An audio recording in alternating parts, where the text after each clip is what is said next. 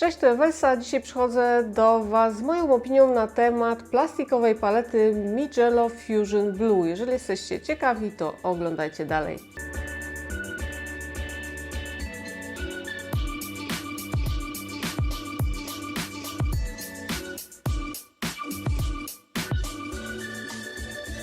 Na rynku mamy dostępnych już wiele palet do akwareli. Większość z nich jest głównie metalowa, a ja szukałam takiej plastikowej, która byłaby lżejsza niż metalowa i zdecydowałam się na paletę, którą widać praktycznie u wszystkich akwarelistów, a mianowicie jest to marka Martin Mijello i mają oni w swoim asortymencie naprawdę wiele palet do akwareli z różną liczbą miejsc oraz w różnych rozmiarach i na rynku jest też niestety dostępnych wiele podróbek, także na nie uważajcie. Są one ciut tańsze, ale z tego co widziałam, to ten plastik nie jest już taki fajny, albo ta uszczelka w nich tak nie trzyma. I właśnie to, co wyróżnia tą paletę wśród innych i dlaczego się na nią zdecydowałam, to to, że posiada ona uszczelkę. I jak się ona sprawuje, to za chwilę zobaczycie już na przebitkach. Gdy zakupicie tą paletę, to przychodzi ona do Was w takim pudełku zwykłym kartonowym, które specjalnie jej nie zabezpiecza. I co? Mamy tutaj informację o tym, że mamy 18 pól na nasze farby w tej palecie.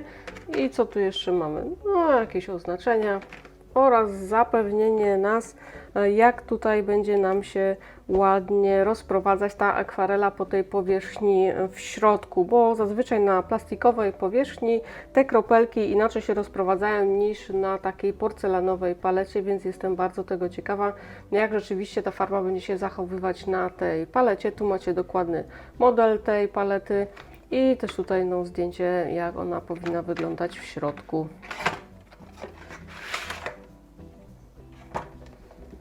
I ja wybrałam sobie taką niebieską i jak widzicie, no ja nie zauważyłam tego w internecie, jest ona taka metaliczna.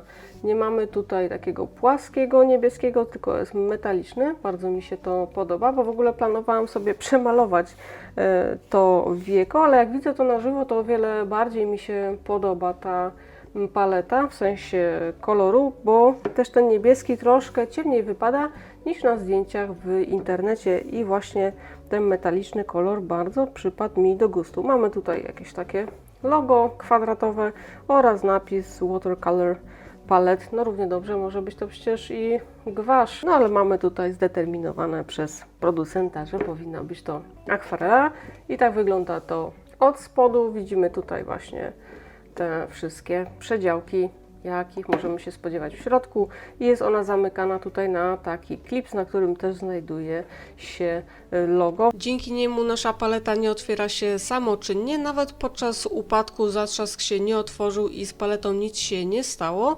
Dodatkowo łatwo jest otworzyć ten klips, ten zatrzask, nie trzeba się z nim szarpać, ani gdzieś tam wciskać paznokcia, jak to ma czasem miejsce w przypadku palet na przykład metalowych. Plastik, z którego wykonana jest paleta, jest naprawdę dobrej jakości, nie czujemy tutaj takiej taniości w rękach. Dodam też, że paleta kilka razy wypadła mi z rąk albo po prostu ją strąciłam z biurka i mimo to nic się z nią nie stało, nie pękła. Co mnie zdziwiło, to fakt, że gdy trzymamy ją w dłoni i świeci na nią słońce, to możemy przez dno zobaczyć nasze palce.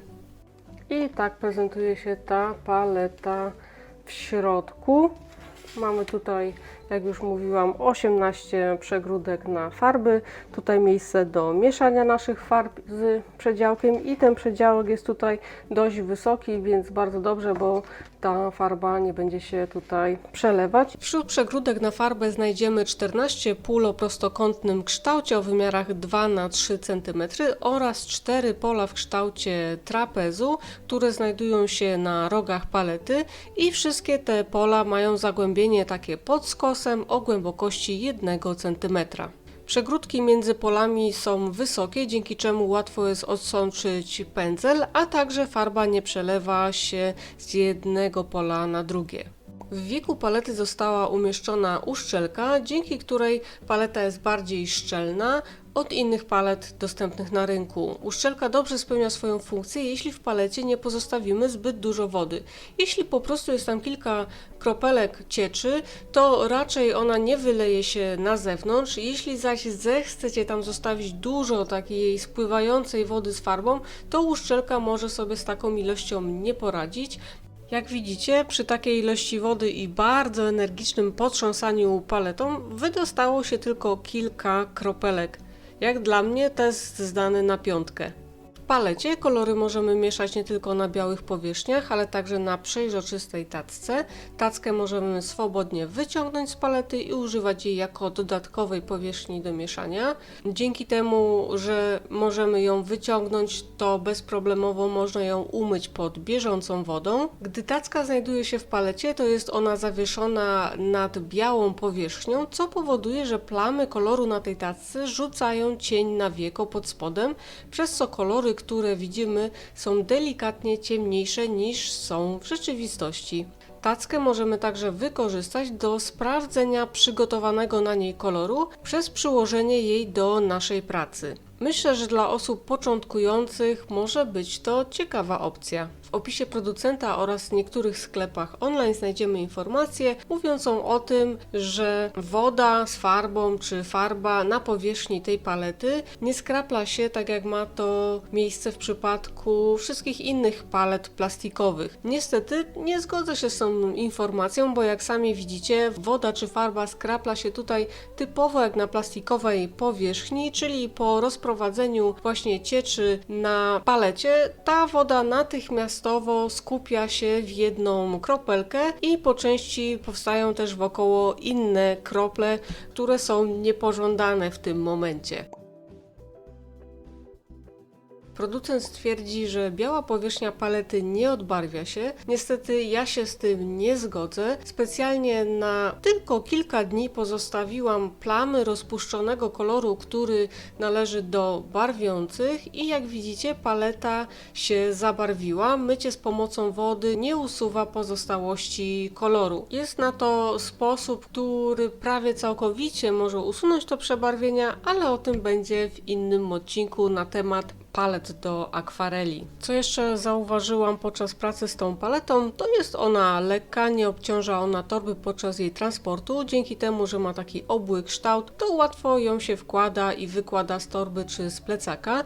Gdy jest ona rozłożona, to podczas malowania się nie przemieszcza i nie przesuwa po blacie. I to, co jest dla mnie bardzo ważne, to rozkłada ona się na płasko, więc nie mamy tutaj żadnej powierzchni pod kątem i nic nam nie spływa. Nie musimy na to w ogóle zwracać uwagi, jak to ma miejsce w przypadku palet metalowych. Co więcej, miło zaskoczyło mnie, na jak długo farba wyciśnięta z tubki pozostaje świeża, czyli po prostu jak długo jest ona miękka. Zasycha ona znacznie wolniej niż w innych paletach, w których znajduje się farba wyciśnięta z tubki. Z tą paletą naprawdę bardzo przyjemnie mi się pracuje. Spełnia wszystkie te rzeczy, które od niej oczekiwałam, więc naprawdę jeśli posiadacie farby w tubkach, to jeśli szukacie dobrej palety plastikowej, która nie będzie zbyt droga, to ta jest bardzo fajna. Jest lekka, łatwo się ją chowa do plecaka, dzięki temu, że jest taka obła, nie ma tutaj takich kanciastych rogów. Dzięki temu klipsowi ta paleta się ani razu u mnie nie otworzyła samoistnie. Dzięki tej uszczelce też nie poplamiło mi torby i jeśli nie ma tutaj zbyt dużo wody, to naprawdę jest ona o wiele bardziej szczelna niż taka paleta metalowa. Do tego otwiera się na płasko, więc też tutaj nie muszę myśleć nad tym, co podłożyć pod paletę, żeby ta farba w tych rynienkach tutaj nie spływała. Naprawdę ją polecam, mi bardzo przypadła do gustu. Mam nadzieję, że bardzo długo mi posłuży. Myślę, że za koszt 55 czy 60 zł naprawdę warto w nią zainwestować. Myślę, że w przyszłości też zakupię większą paletę z tej firmy, taką, żeby po prostu korzystać z niej sobie swobodnie w domu i móc w niej umieścić jeszcze więcej kolorów. Napiszcie mi w komentarzu, czy też posiadacie tą paletę, albo jakie palety posiadacie i są waszymi ulubionymi, albo na jakich paletach się zawiedliście.